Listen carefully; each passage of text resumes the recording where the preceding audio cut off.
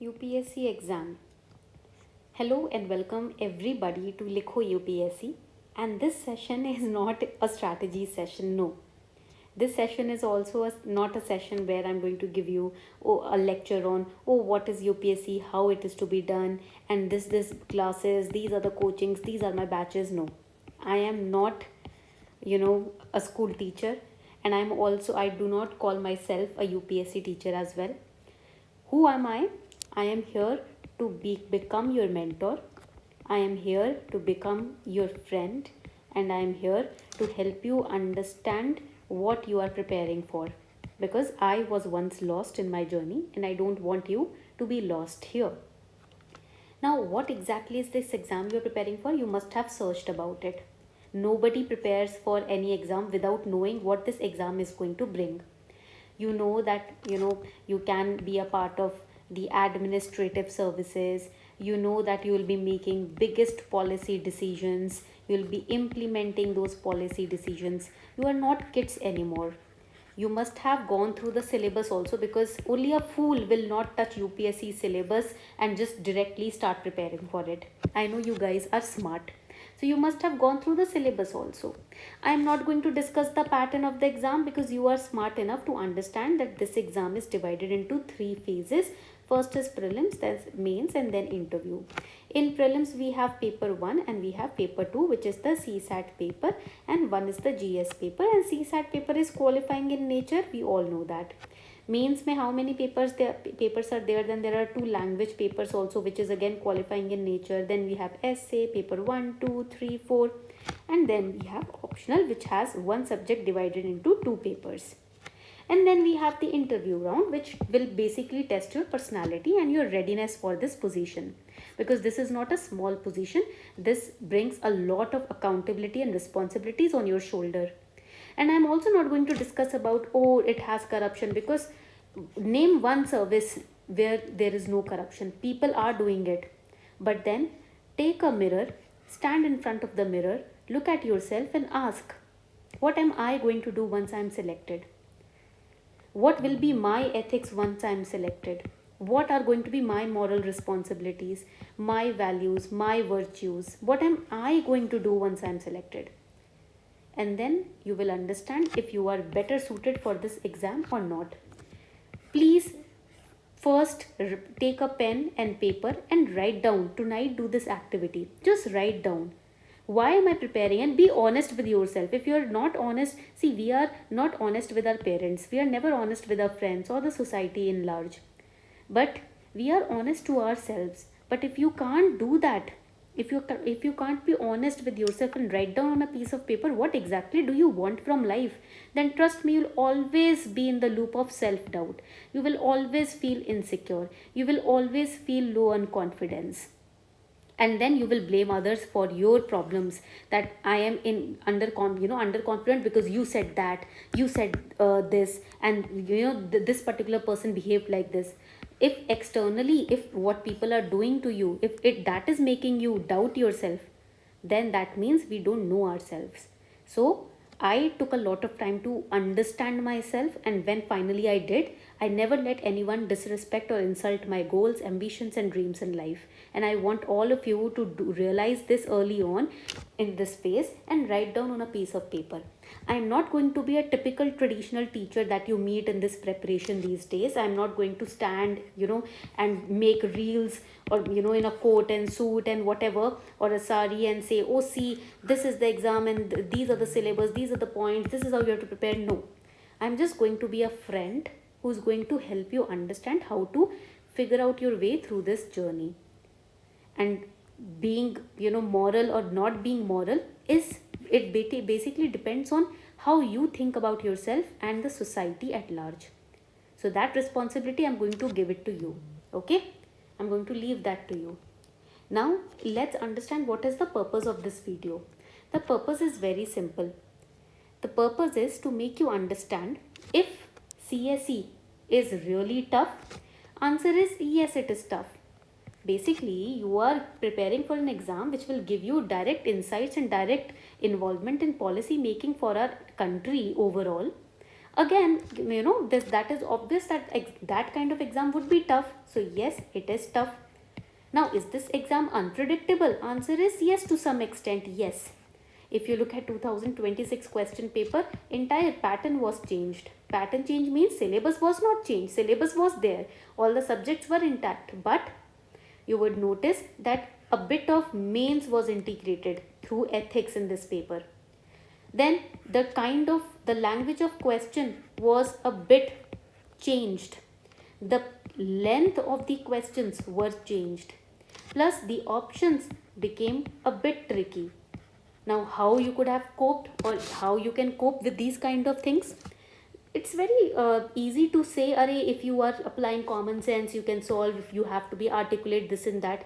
But इससे पहले तो इस लेवल पे नहीं था ना. अब इससे हमने क्या सीखा?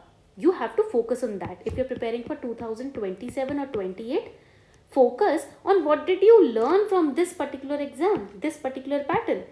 What did we learn? We learned that UPSC wants us to be more articulate. What do you mean by articulate? When you have certain thoughts in your head and you are able to clearly structure it, break down the patterns. Finally, that means, and you are able to explain and make other person understand what these thoughts were in your head. That is the meaning of articulation. Okay, and we all fail in this. Why? Because we have so many thoughts in our head that we fail to dismember it. We fail to cut it down into small parts and then explain each part. Because we are in a world of social media, fast flowing life, reel culture, etc. That is where you have to work on yourself. Every exam makes you understand and learn where to work on yourself. And that is why PYQs are important, because through previous year questions, you basically understand how to become articulate. You understand what UPSC is expecting. Okay. Now next, you don't have to rote learn. This exam also helped us understand the power of revision. Current affairs which were asked were 1.5 years old. That means from your exam date, the last 1.5 to 2 years current affairs are important. But then students panicked, saying, oh, how were we expected to remember all of that? Here's where the revision part comes. Now, there is a famous, psychologist and also, a reader, very, deep reader and writer, Jordan Peterson, and he says, you cannot train your brain to rote learn and retain what you have rote learned for a long period of time. But how to retain what you have understood, how to sharpen your memory? It is simple. You read something, you focus on understanding first instead of highlighting everything in the book. Once you understand, close that chapter or page that you have read and understood and take out your register and start writing what you understood from it in your words. When you do this practice at least twice, trust me, your brain will never forget what you have written. And that is why it is said, when you are manifesting something, write down your desires a set number of times. Because then your brain remembers it for a long time and makes you work towards it. Okay, and then that desire manifests in your life. That is the power of writing. So this is important. I want you to focus on this, because our memory is so becoming short-lived because of reels and social media. The practice of the habit of writing is disappearing in the society, and that is where the major problem lies in competitive exams like CA, MBBS and also UPSC. You have to make sure that you write, okay, at least thrice. If you can do that, that would be wonderful for your brain to retain things, restore things. Okay, यहाँ तक point clear हो गया? So this is what is expected out of you by UPSC. We also expect a lot of things from UPSC, and that is why so many teachers are coming up and raising awareness and raising their points in front of UPSC. But right now, because we are students, let us fulfill our responsibilities as well. This is what is expected. Now, what are we going to do? First, please take a screenshot of this. This is the basic book list that you must have. NCRTs में for Pol Science 11th 12th NCRT, Economy 12th NCRT, History medieval, ancient, modern, and plus art and culture is included in the NCERTs only. 11, 12. Environment totally current affair. Science and tech totally current affair dependent. Geography class 11, 12th NCERT. International relation and DM and agriculture, they are current affair dependent. Even internal security is current affair dependent. And one register for each subject you need to maintain. If you talk about standard books, you must have M. Lakshmikant, latest edition for polity, Sanjeev Verma sir's book for economy. If you have Ramesh Singh sir's book, that is also good. Spectrum for modern history, GC Leong for geography, plus maps आपके पास Oxford के होने ही चाहिए, Oxford Atlas होनी चाहिए आपके पास. This is the basic from where we need to start, and then we have to build on, and make sure that you select your optional subject sooner. Please do not go after, oh, what are the highest marks in optional, which subject gets the highest marks in optional, or which topper picked which optional. No. If you want to be a part of the crowd, then this exam is not for you. If you want to stand out and manage, if you think you can manage chaos, you can manage crowd, and you can implement policies, then you have to take your decision yourself instead of being dependent on someone else to tell you what to do. Based on interest, pick up a subject, plus see if the resources to prepare for that subject are readily available or not. This is something that you have to keep in mind. Plus, if that subject is also a part of your graduation subjects, that is best, because you already will have resources and some foundational knowledge on that subject.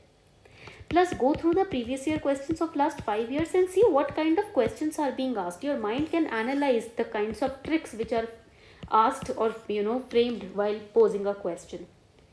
Then you must have noticed that prelims exam and mains exam, between them you have 80 to 84 days every year, right?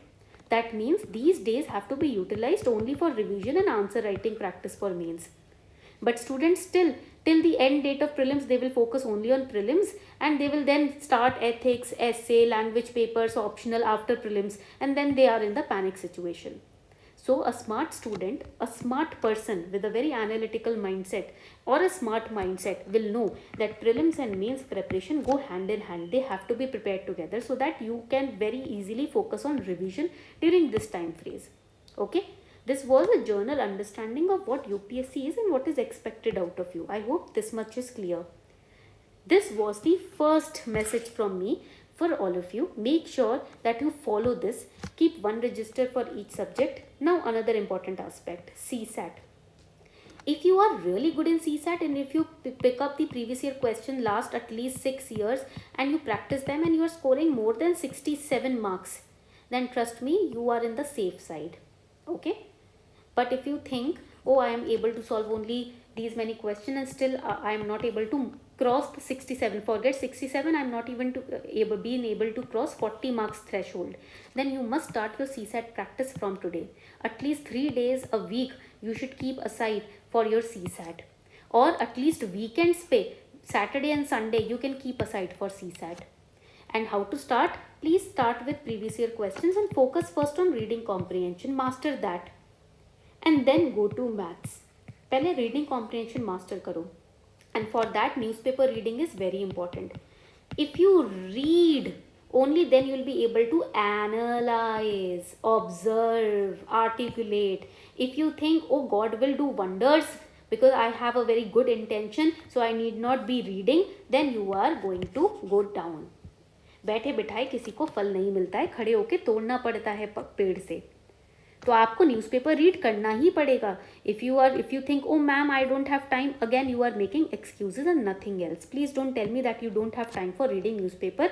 Even a topper who with job prepared for this exam, I am going to in the coming days give you examples of those people who with job had only 2 hours per day to prepare for the exam. Still they invested in reading newspapers at least on weekends, because they knew what reading skills and speaking and writing skills can do to a person's personality. अगर आपको इतना आलस आ रहा है कि आप ये basic चीज़ें भी नहीं कर सकते हो जो आपने अर्ली ऑन बचपन से सीखी हैं, then trust me, this you can gladly step out of this preparation.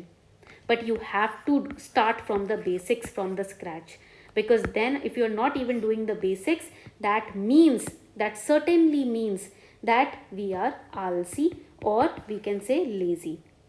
in the newspaper. I am not even saying read the entire newspaper, at least read 2 editorials per day.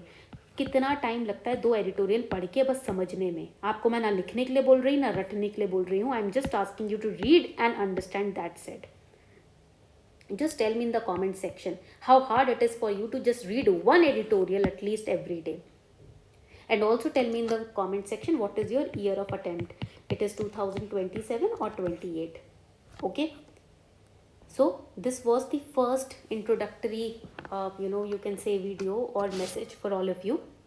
Tell me if you agree with this and tell me if this was eye-opening or not. And even after this you have any doubt, I am your friend, always available. Links are given in the description box, how to reach me and how to talk to me. We'll be meeting very soon for other such messages. Thank you.